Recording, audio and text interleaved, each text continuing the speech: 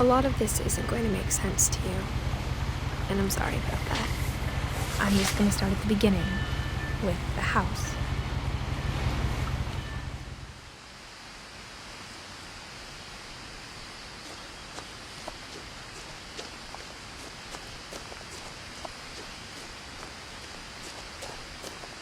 I lived here until I was 11, but I wasn't allowed inside half the rooms.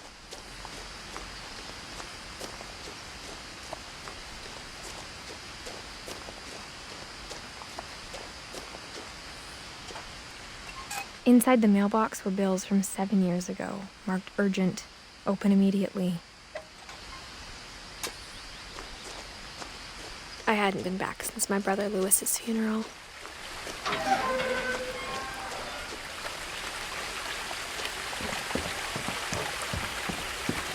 In her will, my mother left me a key, but didn't tell me what it unlocked.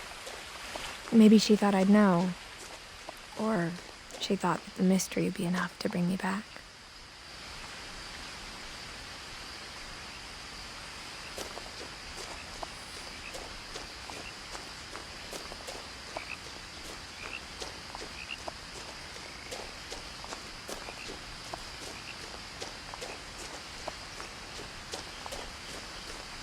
No one had driven this way in a long time, but I saw a few hoof prints.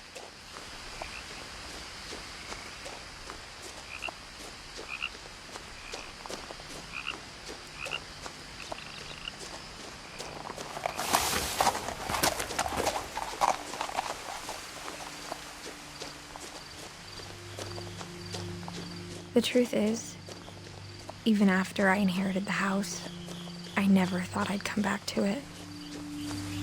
But now I had questions about my family that only the house knew the answers to.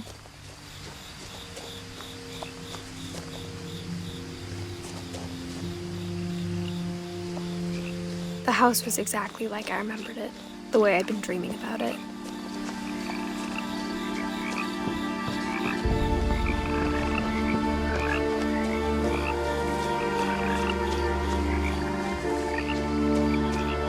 As a child, the house made me uncomfortable in a way I couldn't put into words.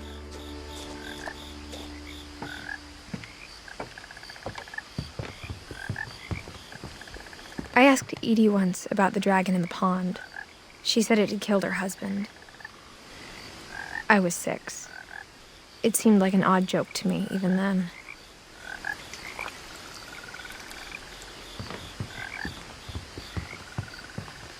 Now, as a 17-year-old, I knew exactly what those words were.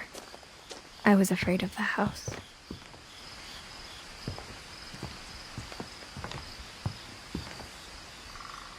I hoped the key might unlock the front door. It didn't. Looking in, I felt like the house itself had been waiting for me.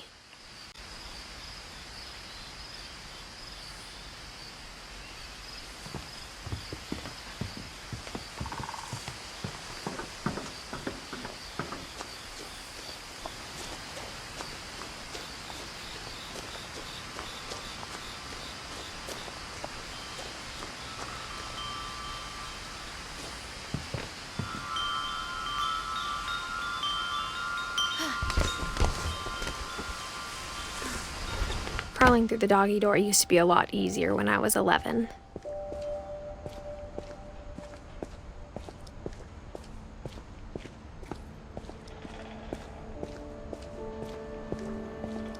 For the first time in years, I felt like I was home.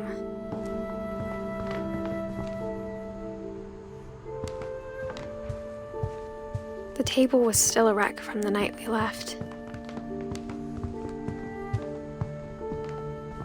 My mom was. It was like a bomb had gone off, killing everyone but sparing the furniture.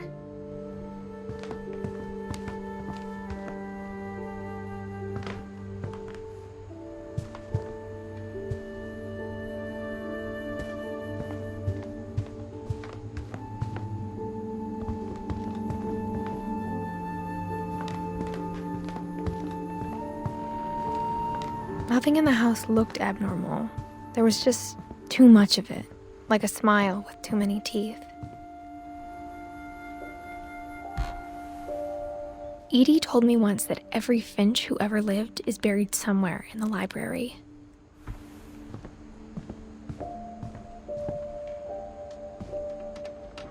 After Milton disappeared, Mom sealed up all the bedrooms.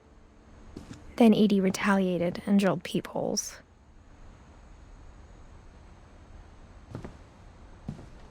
I spent a lot of time playing in Great Uncle Walter's room. I think my mom sometimes regretted not sealing it up. Louis told me there were secret passages, but I never believed him.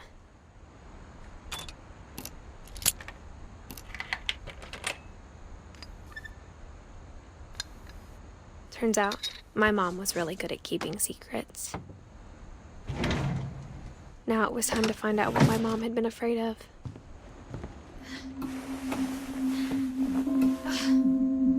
From the paintings on the wall, it was clear my brother Milton had been here before me. Reading this, maybe it sounds like I had a plan.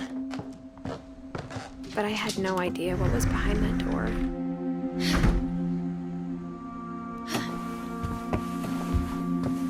Just like I had no idea where all this was gonna lead.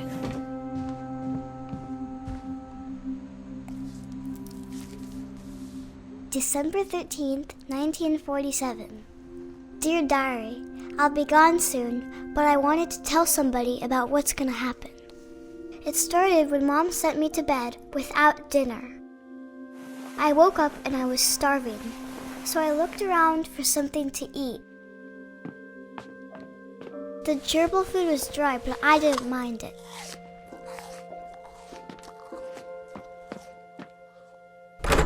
Mom, can I come out now? Sweetheart, it's late. Go to sleep. My Halloween candy was all gone.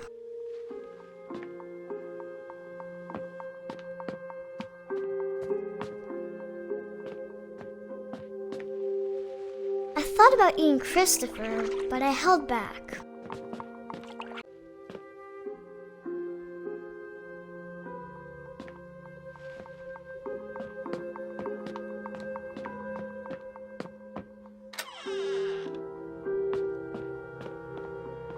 I kept eating and eating.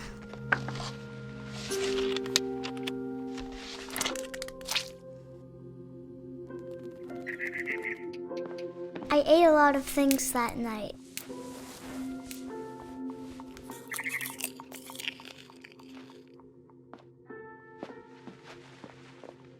Then I heard chirping outside my window. It was a barn swallow going back to her nest. I reached out for her.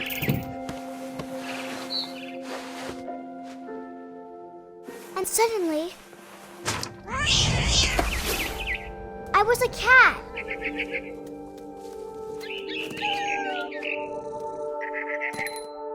I tried to be quiet, but the bird was really scared.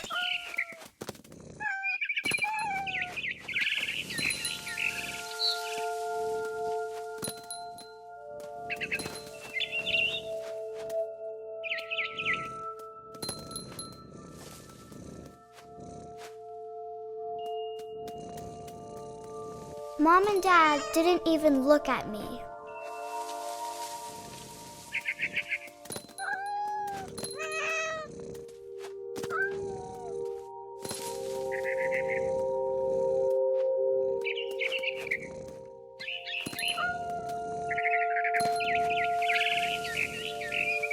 I jumped and I almost got her.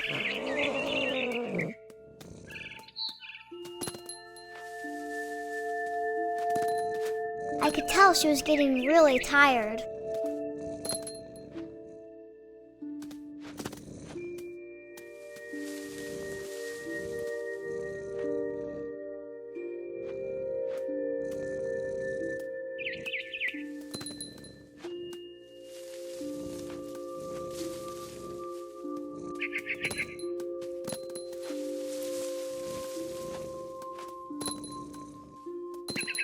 Now I was up in the big tree. I promised Dad I wouldn't climb it anymore. All I cared about was eating that mama bird. I gobbled her up. And suddenly, I was an owl. First, all I heard was the wind. Then I heard little teeth nibbling in the grass.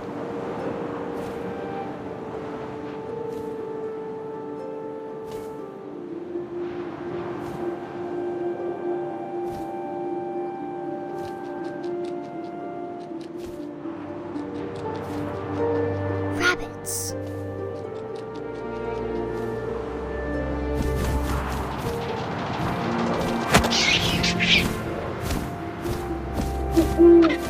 I imagined his face looking up and seeing mine through my talons. I swallowed him up, and I didn't chew one bit. Then I flew off to find something bigger.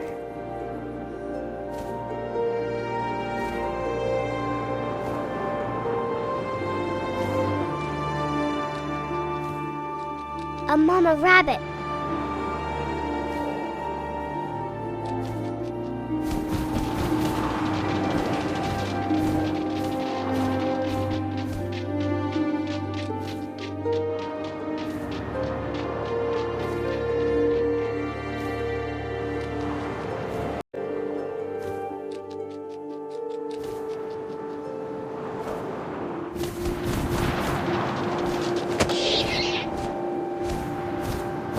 She was almost too big to carry. I started choking, but I couldn't stop eating. And suddenly, I was a shark.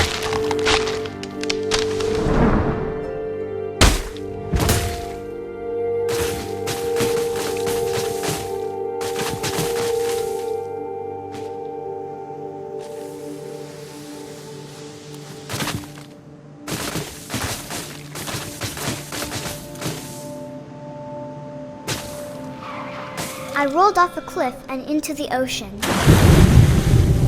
Now, I was hungrier than ever.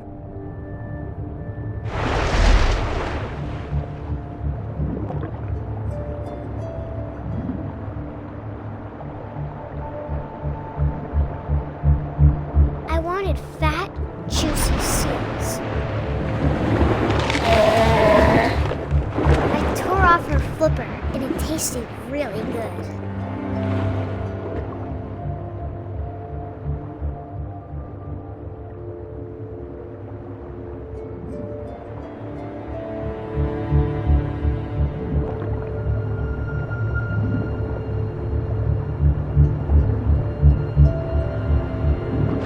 Grabbed on tight. And when I was so hungry, I jumped out of the water. When I opened my eyes, everything had changed.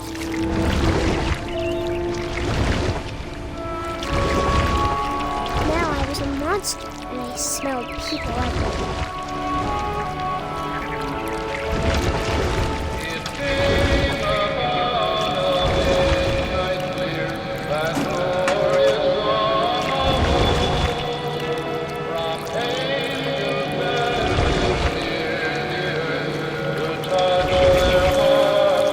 I was big, but I moved real quiet.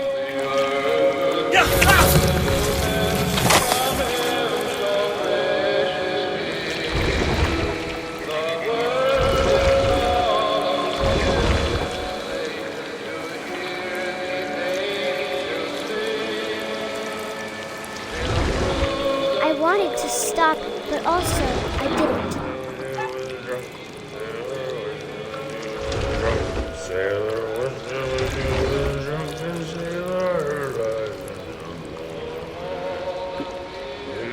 Belly with a rust. Belly with a rust.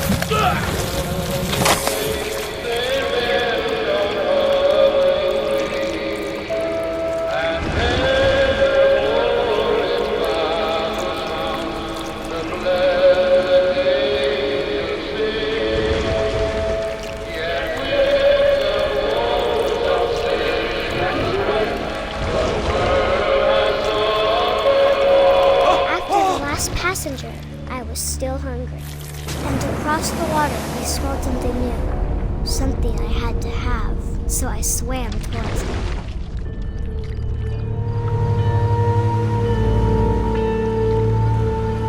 I slithered onto the sand, and the good smell went into an old pipe.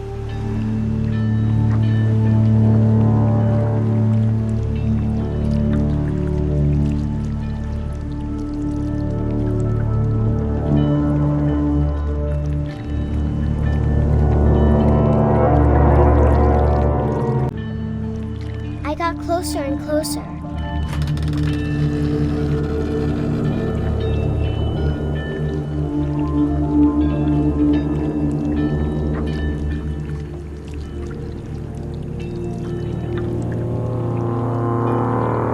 All my stomach started growling. And suddenly, I was me again. I held my breath for a long time, but I couldn't hear anything. I think it's waiting for me to fall asleep. But it's not going to wait much longer. It needs to feed, and we both know I will be delicious.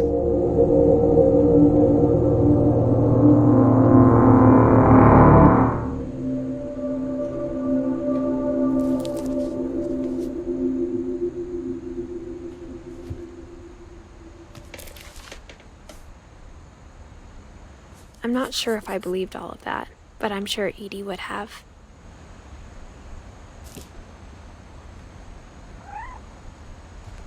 I got the sense Edie had spent a lot of time here.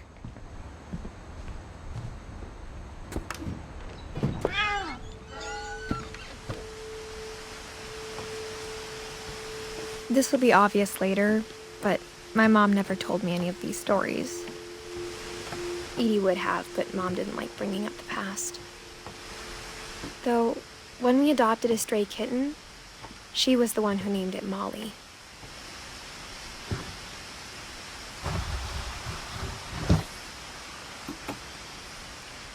I spent a lot of time in Great-Grandma Edie's room. Her room was like a museum.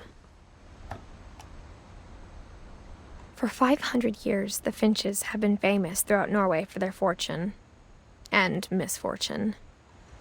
Odin Finch buries the latest victims of the family curse, his wife Ingeborg and their newborn son, Johan. On January 7th, 1937, he set sail with his family and his house, hoping to leave the curse behind. But 40-foot waves off the coast of Washington send the house and Odin to the bottom of the sea. Odin's daughter Edie, with husband Sven and baby Molly, step ashore on their new home, Orcas Island. Odin Finch is the first to be buried in the new family cemetery.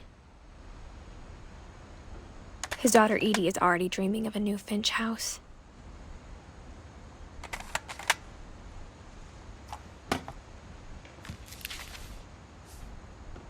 Whatever's wrong with this family, it goes back a long ways.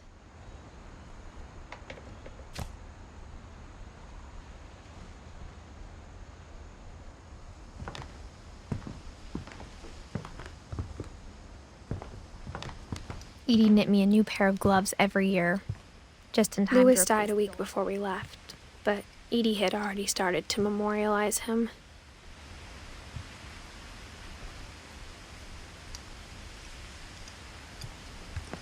When Edie told people Sven was killed by a dragon, she could also have said he was building a dragon-shaped slide that collapsed. She could have, but she didn't.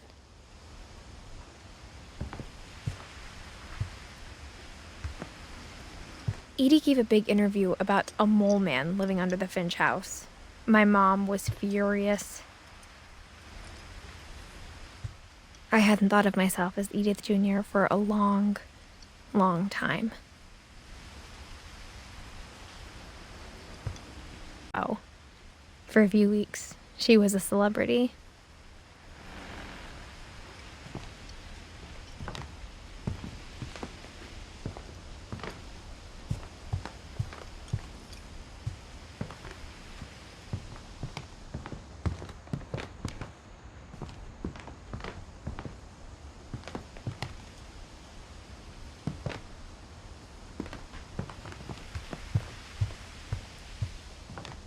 even in her 90s.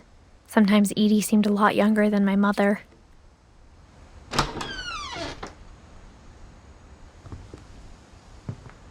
The only trace Grandpa Sam's first wife, Kay, left on the house was the pink bathroom.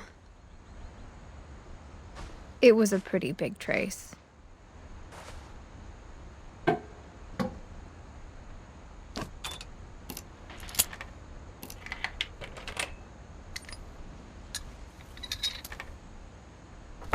There's a secret in this bathroom.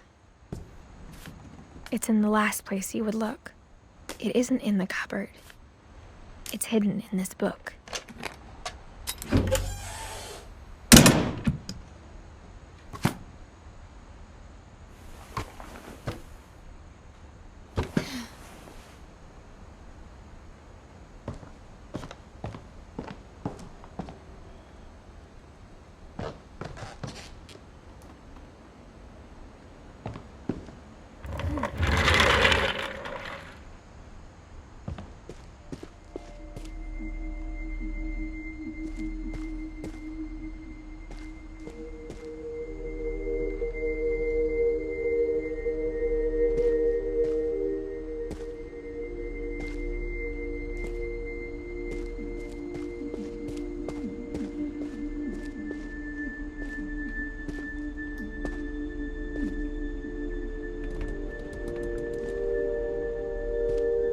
I knew Grandpa Sam had a twin, and that he never talked about him.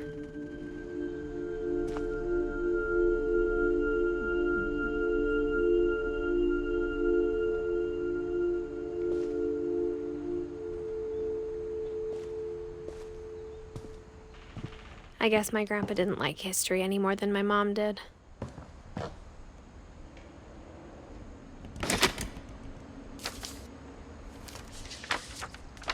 How I Want to Remember My Brother by Sam Finch. The thing I remember is that when he made up his mind, that was it. My brother said he'd die before he ate another mushroom, and he did. At Barbara's funeral, we swore we'd never be afraid again, and he wasn't. I think Calvin always wanted to fly.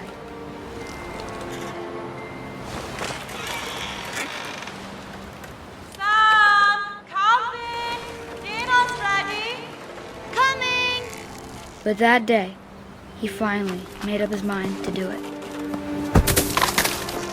I told him going around was impossible. Maybe if I hadn't said that.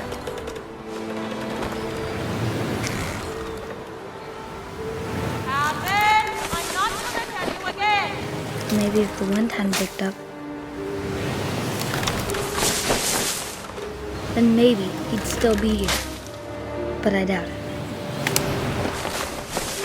I think he'd already made up his mind.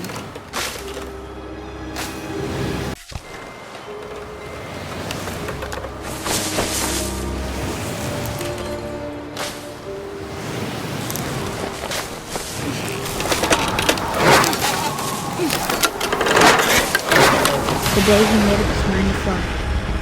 And he did.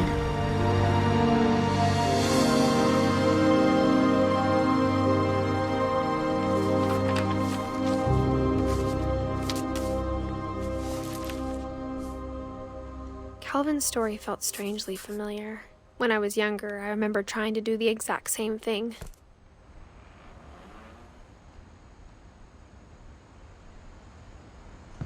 After the funeral, Edie roped off Calvin's half of the room.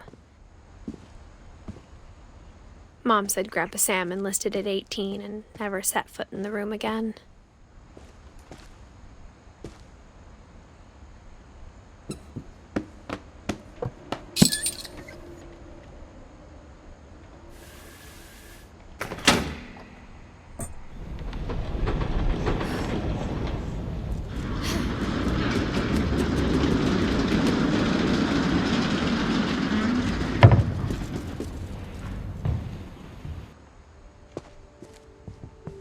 The passages were a pretty tight fit. They'd obviously been built for smaller hands and bellies.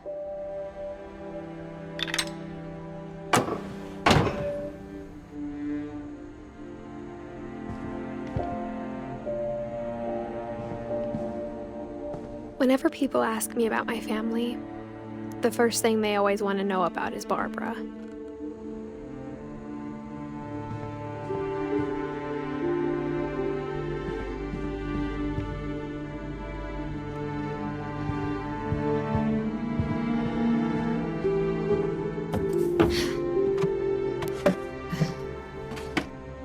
Growing up, I always thought of Barbara as a child star.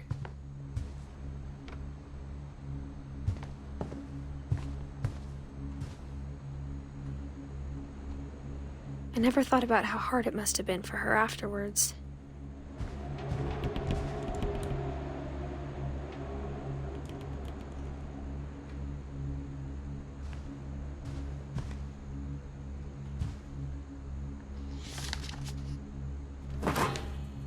Of all the stories people wrote about Barbara's death, I'm surprised Edie saved this one.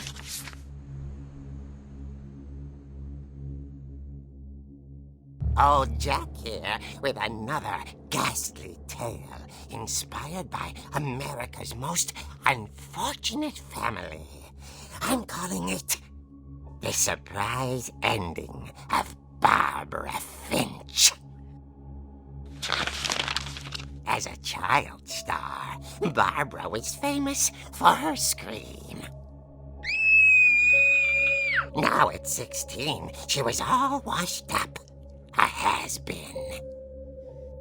But in a lucky break, she'd been asked to perform her signature scream at a local convention for monster movie fans.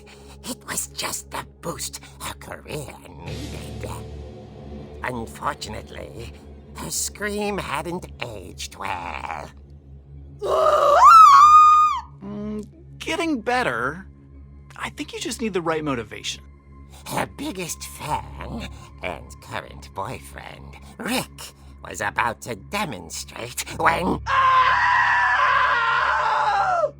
Now that was a great scream.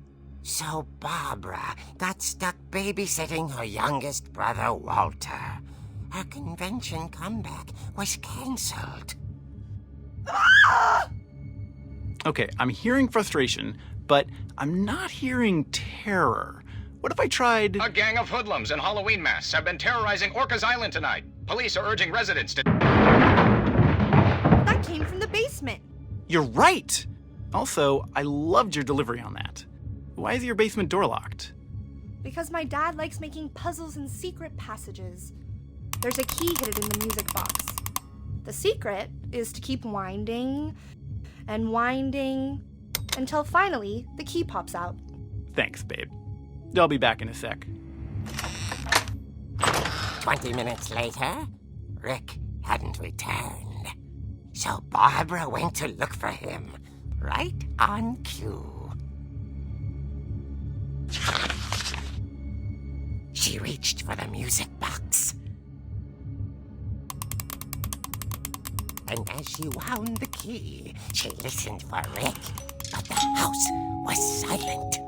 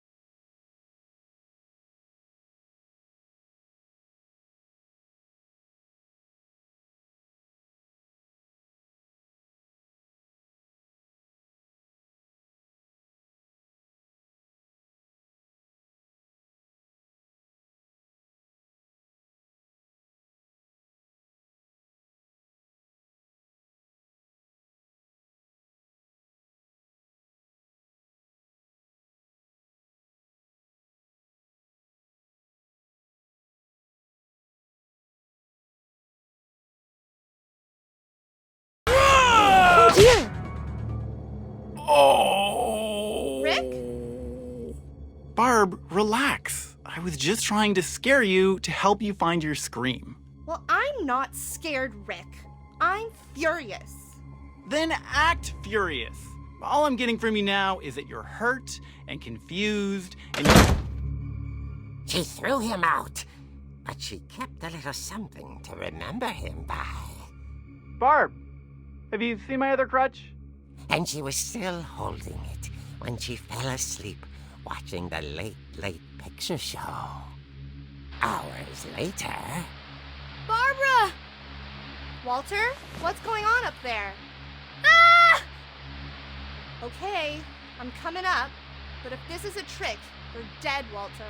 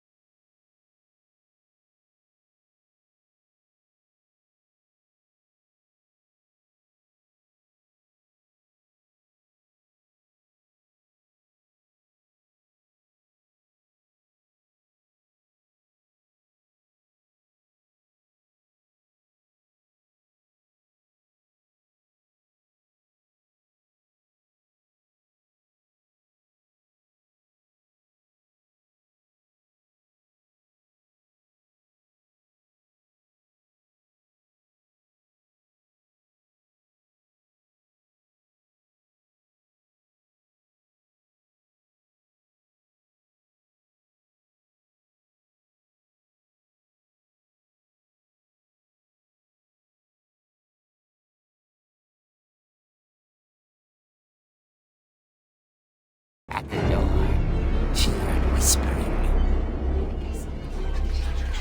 It was coming from inside the house.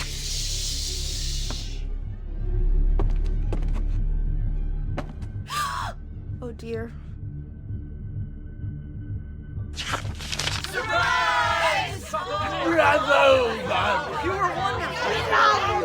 The monsters had come to surprise her.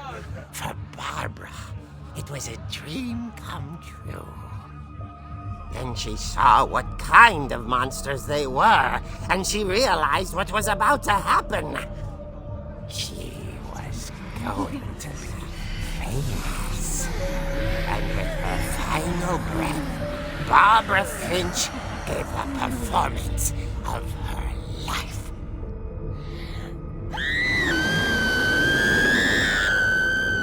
I wasn't there myself, but I hear Barbara was magnificent.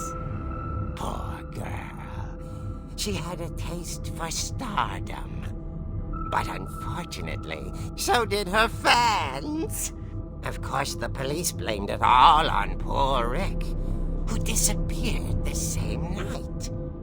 And little Walter, hiding under his end of her ear. Now that's what I call a real eerie tale.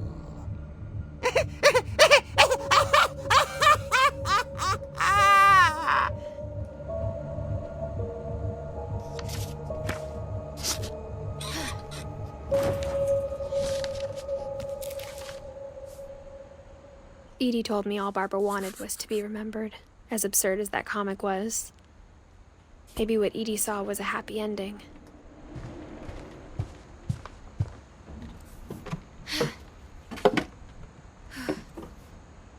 I guess now I know why Mom didn't like me playing with the music box.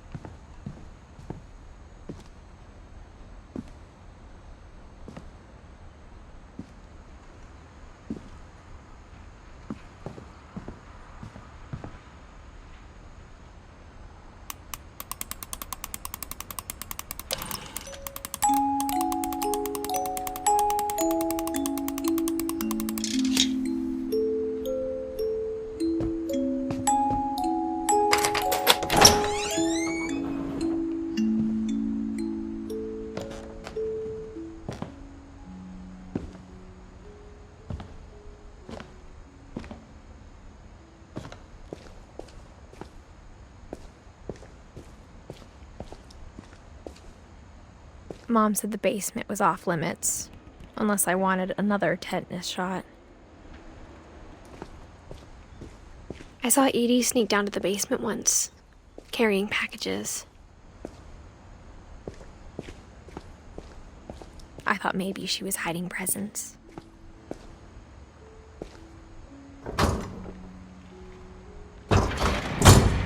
It turned out she was hiding a lot more than that.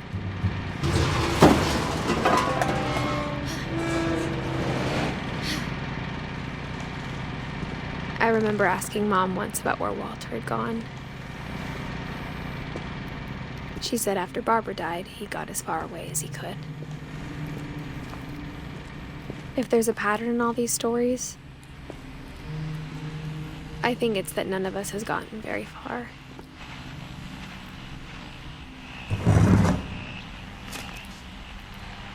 Goodbye, everyone. I can't believe I've been down here for 30 years. On that first day, after the shaking started, I didn't think I'd survive a week.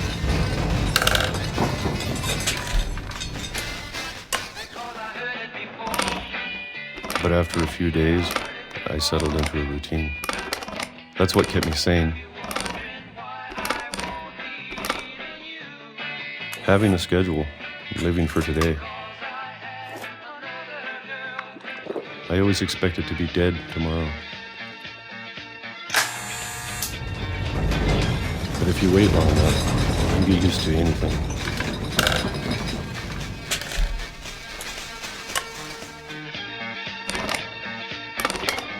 Even a monster on the other side of the door starts to feel normal. Almost friendly.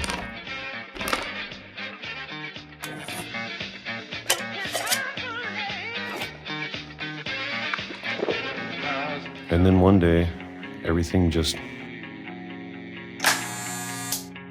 stopped.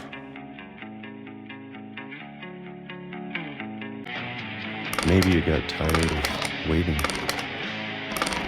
Or maybe I just got tired of being afraid.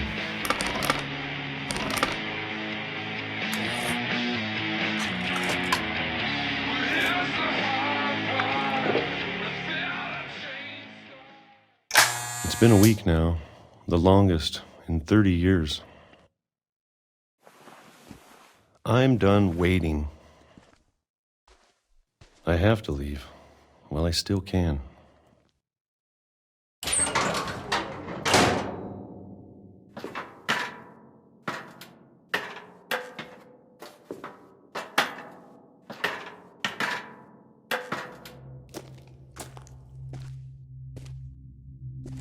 I know it's out there somewhere. Whatever killed Barbara, and Molly and Calvin.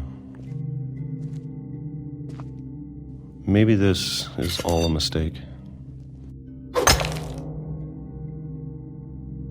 But I need to stop living the same day, even if it kills me.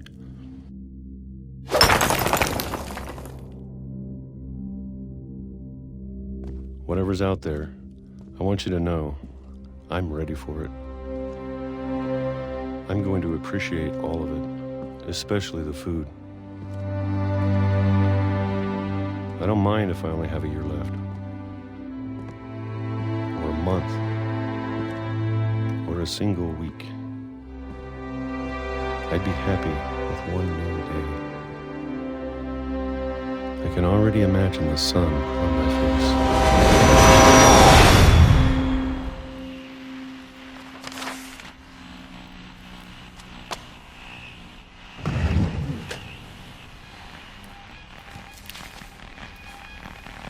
Walter died when I was 6.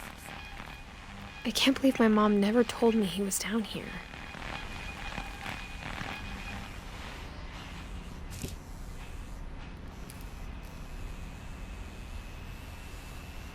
I'm sure my mom was trying to protect me.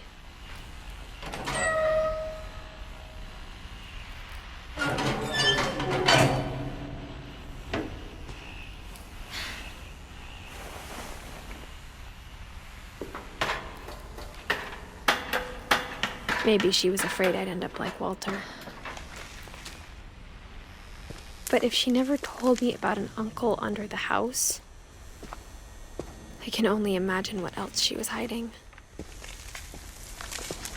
I don't want to make the same mistakes she made.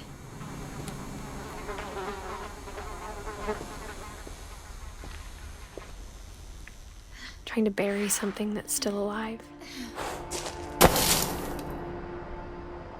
Now that there's only one of us left, or maybe 2, I thought it was time I heard the stories for myself and found out what happened to everyone else. But now I'm worried the stories themselves might be the problem. Maybe we believed so much in a family curse, we made it real.